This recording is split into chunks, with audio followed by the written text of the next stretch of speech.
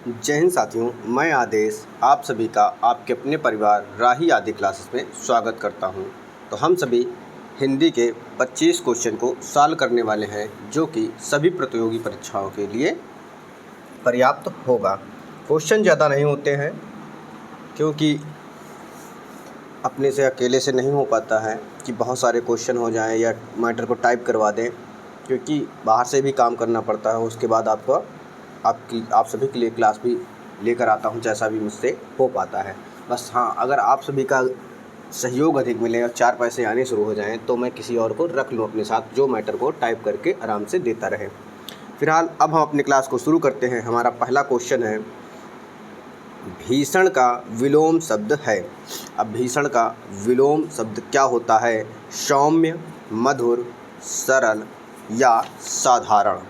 तो जो भीषण शब्द है, इसका आपको विलोम बताना है। तो आप सभी मधुर होगा, सरल होगा, साधारण। तो भीषण का जो विलोम होता है वह होता है सौम्य। क्या होता है? सौम्य होता है। क्या होता है? सौम्य होता है। अगले क्वेश्चन पे चलते हैं। अगला क्वेश्चन है हमारा कि उत्कर्ष का विलोम शब्द है। क्या?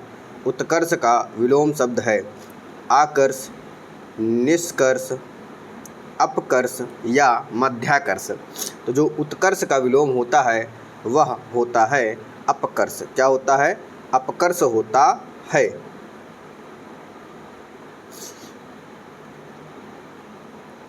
अगला क्वेश्चन है, निर्देश 28-29 को देखना है कि निम्नलिखित प्रश्नों में वाक्य खंड के स्थान पर एक शब्द बताइए जिसका अनुभव किया गया हो। क्या? जिसका अनुभव किया गया हो। अनुभूत, अद्भुत, आचार या विचार। तो जिसका अनुभव किया गया हो उसे कहते हैं अनुभूत। क्या कहते हैं? उसे अनुभूत कहा जाता है। तो राइट आंसर हमारा पहला सही हो जाएगा। इसके बाद है अगला, जिसका ऋण लिया हो। क्या? जिसका ऋण लिया हो। वाक्यांश के लिए दिए गए विकल्पों में से उपयुक्त शब्द चुनिए। ऋणदाता, आदाता, कर्जदाता या कर्जदार। तो जिसका ऋण लिया हो उसे ऋणदाता कहा जाता है। क्या कहा जाता है? उसे ऋणदाता कहा जाता है। यानी पहला उत्तर हमारा सही हो जाएगा।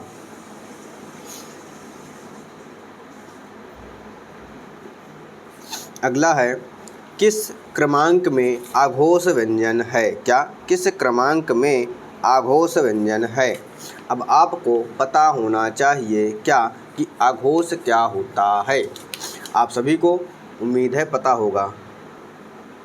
होगा, लेकिन फिर भी मैं बताने का प्रयास करता हूँ, यानी बताता हूँ। जैसे घोष होता है और आघोष होता है। क्या होता है? आघोष होता है और घोष होता है। यहाँ पर आघोष के बारे में पूछा गया है, तो आघोष जो होता है वह पहला वर्ण दूसरा वर्ण होता है। क्या? पहला दूसरा वर्ण होता है और तीनों सा होते हैं। क्या? वर्गीय व्यंजन का पहला दूसरा वर्ण और तीनों सा होते हैं। तो यहाँ पर हमें देखना है कि कौन सा विकल्प सही है। तो ता, था, देखिए ता और था जो है पहला और दूसरा है, लेकिन ना पांचवा है और बा तीसरा है। वा और हा इसके अंतर्गत नहीं आएंगे। तो हमारा सही उत्तर देखें तो पहला ही मिल जाता है कि पहला उत्तर हमारा, पहला विकल्प हमारा सही हो जाएगा। आगे चलते हैं अगले क्वेश्चन की तरफ। तो अगला क्वेश्चन है आपका कि झगड़ा मेरे और उसके मध्य में था, में कौन सा कारक है। इस वाक्य में आपको कारक बताना है कि इसमें कौन सा कारक है। झगड़ा मेरे और उसके मध्य में। क्या? उसके मध्य में था। तो यहाँ संबंध कारक है या अधिकरण कारक है या करण कारक है या कर्म कारक है। तो आपको बताना है तो यहाँ पर अधिकरण कारक हो जाएगा। क्या हो जाएगा? अधिकरण कारक हो जाएगा।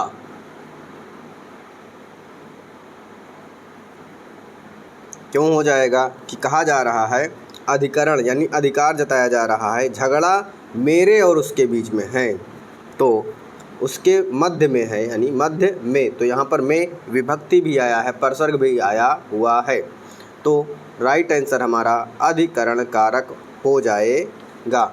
आगे देखेंगे अगले क्वेश्चन को। तो अगला क्वेश्चन है हमारा क्या कि किस लिखा हुआ है, किस शब्द में तत्पुरुष समास है।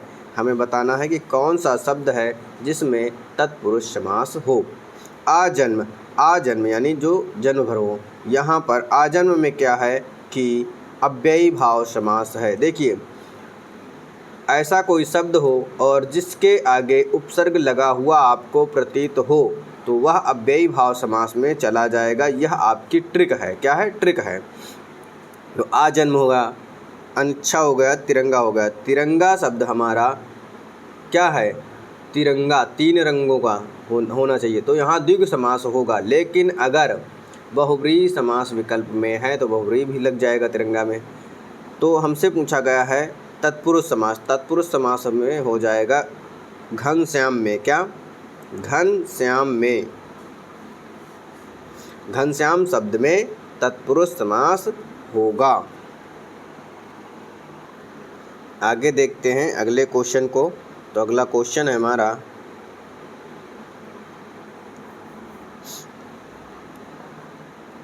अत्युक्ति में कौन सा उपसर्ग लगा है।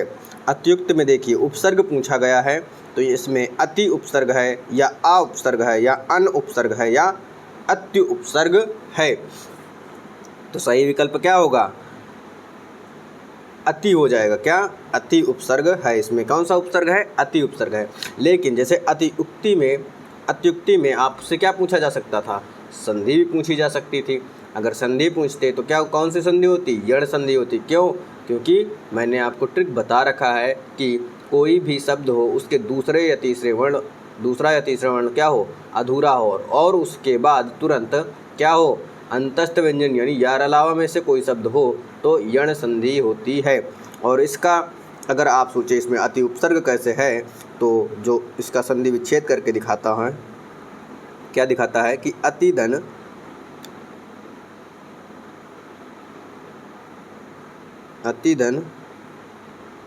उक्ति। क्या? अतिधन उक्ति। तो हो जाएगा अत्युक्त हो जाएगा। जैसे ई के बाद उ आया है तो क्या होगा? तो ई जब हट जाएगा ता हो जाएगा, उसके बाद या हो जाएगा, तो या में उ के मात्रा लग जाएगी तो उक्ति हो जाएगा। अतिधन उक्ति अत्युक्त होता है। इसमें यण संधि है और अति उपसर्ग है। अब आते हैं अगले क्वेश्चन पे। तो अगला क्वेश्चन हमारा क्या कह रहा है कि किस शब्द में ईला प्रत्यय नहीं लगा है। जैसे रूप हला रंगीला। देखो रंग में ईला लगा है, रंगीला हो गया। जहर में ईला लगा है, जहरीला हो गया। रस में ईला लगा है, रसीला हो गया। लेकिन रूप हला में ईला प्रत्यय नहीं है। क्या? रूप हला में ईला प्रत्यय नहीं है। आगे देखते हैं। अगला क्वेश्चन कह रहा है कि चुल्लू भर पानी में डूबना। क्या? चुल्लू भर पानी में डूबना। मुहावरे का सही अर्थ है नदी में डूब जाना, लज्जा को पानी में डुबा देना या डुबो देना, नदी से चुल्लू भर पानी निकालना या लज्जा के मारे मुंह नहीं दिखाना। तो सही उत्तर क्या हो जाएगा कि लज्जा के मारे मुंह नहीं दिखाना, यानी चौथा विकल्प हमारा सही हो जाएगा।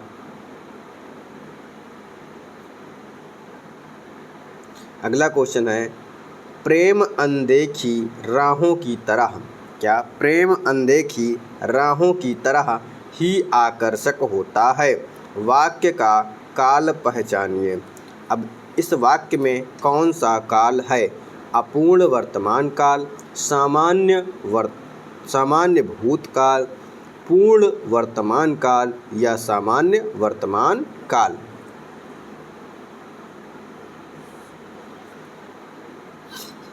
एक मिनट, ठीक है। वर्तमान काल, तो इसमें हमें क्या बताना है? काल बताना है। प्रेम अनदेखी राहों की तरह ही आकर्षित होता है। तो क्या है? ताहती है। तो क्या है? सामान्य वर्तमान काल हमारा सही उत्तर हो जाएगा। क्या हो जाएगा? सही उत्तर हो जाएगा। अब आगे देखते हैं। एक क्वेश्चन गायब हो गया था, वही देख रहा था। अब आगे है अगला क्वेश्चन कि काजल की रेख सी, काजल की रेख सी कतार है खजूर की, इस पंक्ति में अर्थालंकार का कौन सा भेद है? हमें यहाँ पर अर्थालंकार का कौन सा भेद है बताना है। काजल की रेख सी कतार है खजूर की, यहाँ पर उत्प्रेक्षालंकार नहीं है, क्योंकि उत्प्रेक्षालंकार में मनु मानो जन जानो इस प्रकार से वाचक शब्द आते हैं। अब देखते हैं उपमा अलंकार, रूपक अलंकार या मानवीय अलंकार। तो इन सभी में से क्या है? काजल की रेख सी, यानी काजल की रेख सी यानी तुलना किया जा रहा है, तो क्या हो जाएगा? उपमा अलंकार हो जाएगा। क्या हो जाएगा? उपमा अलंकार हो जाएगा। आगे है अगला क्वेश्चन, क्या कह रहा है कि दिए गए विकल्प में से सही का चयन कर रिक्त स्थान पूर्ण कीजिए। परभृत का पर्याय है, परभृत डैश का पर्याय है, तो यहाँ पर क्या हो जाएगा? परभृत रंग का पर्याय है, परभृत कोयला का पर्याय है, या परिभृत सांप का पर्याय है, या परिभृत बगुला का पर्याय है। तो राइट आंसर क्या होगा? परभृत किसे कहते हैं? बगुला। क्या हो? बगुला का पर्याय होगा। अब आते हैं आगे, अगला क्वेश्चन देखते हैं। अगला क्वेश्चन है, आपको सभी को इसका उत्तर पता है। क्या है? काली घटा का घमंड घटा पंक्ति में प्रयुक्त अलंकार पहचानना है, जो कि आप सभी कक्षा 8-9 से ही पढ़ रहे आते हैं। काली घटा का घमंड घटा यमक अलंकार,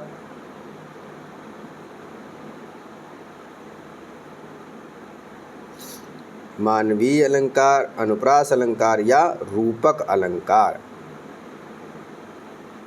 यहाँ क्या हो जाएगा? तो यहाँ पर आपको अलंकार बताना है। काली घटा, घटा मतलब क्या होगा? काली मतलब काले, घटा मतलब क्या? बादल। एक घटा का अर्थ क्या हुआ? बादल। का घमंड घटा, घटा मतलब दूसरे घटा का कम होना, यानी काले काले बादल हैं वो कम हो गए, यानी क्या हो जाएगा? यमक अलंकार हो जाएगा। क्या हो जाएगा? यमक अलंकार हमारा सही उत्तर हो जाएगा। अब देखते हैं आगे अगले क्वेश्चन को। अगला क्वेश्चन हमारा है कि दिए गए विकल्पों में से शुद्ध वाक्य छांटिए। हमें शुद्ध वाक्य छांटना है।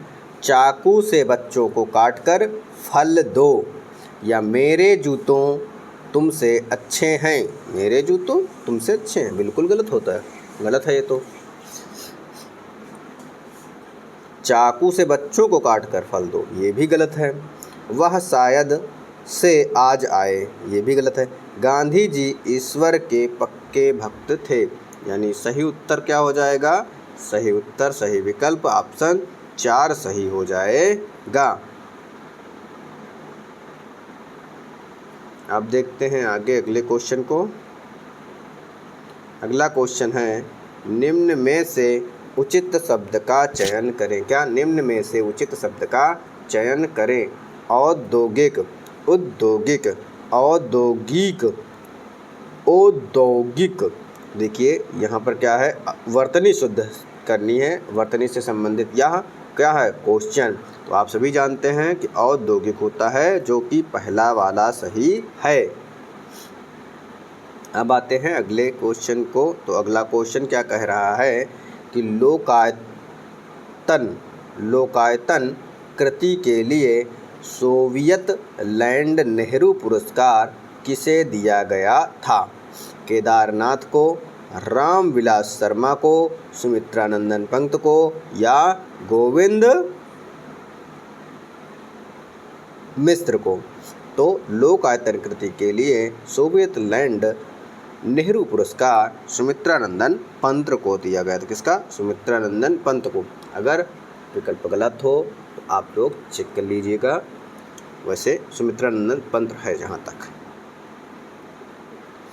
अब देखते हैं आगे अगला क्वेश्चन क्या कह रहा है कि किस शब्द में गण का प्रयोग कर बहुवचन नहीं बनाया जा सकता, यानी गण का प्रयोग करना है और जो बहुवचन ना बने, ऐसा कह रहा है।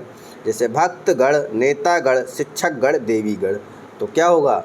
भक्तगण होता है, नेतागण होता है, शिक्षकगण होता है, लेकिन देवीगण नहीं होता है। तो क्या होगा? देवी जो है नहीं हो पाएगा।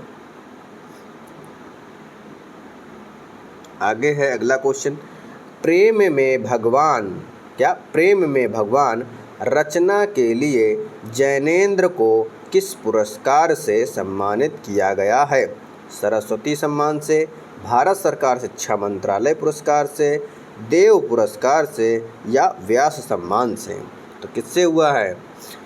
भारत सरकार शिक्षा मंत्रालय पुरस्कार से हुआ है। किसका? प्रेम में भावना रचना के लिए जैनेन्द्र को पुरस्कार दिया गया था, भारत सरकार शिक्षा मंत्रालय पुरस्कार।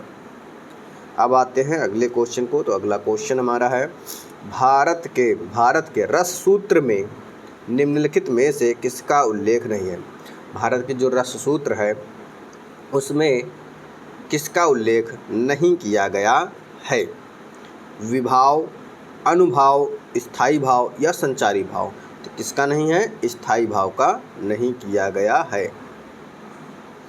अगला है, जहाँ उपमेय का निषेध करके उपमान का आरोप किया जाए वहाँ होता है रूपक अलंकार, उत्प्रेक्षा अलंकार, अपहृति अलंकार या उपमा अलंकार। तो यहाँ पर कौन सा अलंकार हो जाएगा? तो यहाँ पर जहाँ उपमेय का निषेध करके उपमान का आरोप किया जाए तो वहाँ पर रूपक अलंकार होता है, यानी पहला वाला ऑप्शन हमारा सही हो जाएगा। फिर देखते हैं आगे अगले क्वेश्चन को। तो अगला क्वेश्चन कह रहा है, जिस छंद के पहले और तीसरे चरणों में 13-13 और दूसरे तथा चौथे चरणों में 11-11 मात्राएं होती हैं वह छंद कहलाता है? क्या कहलाता है? रोला, चौपाई, कुंडलिया या दोहा? तो क्या कहलाता है? वह दोहा कहलाता है।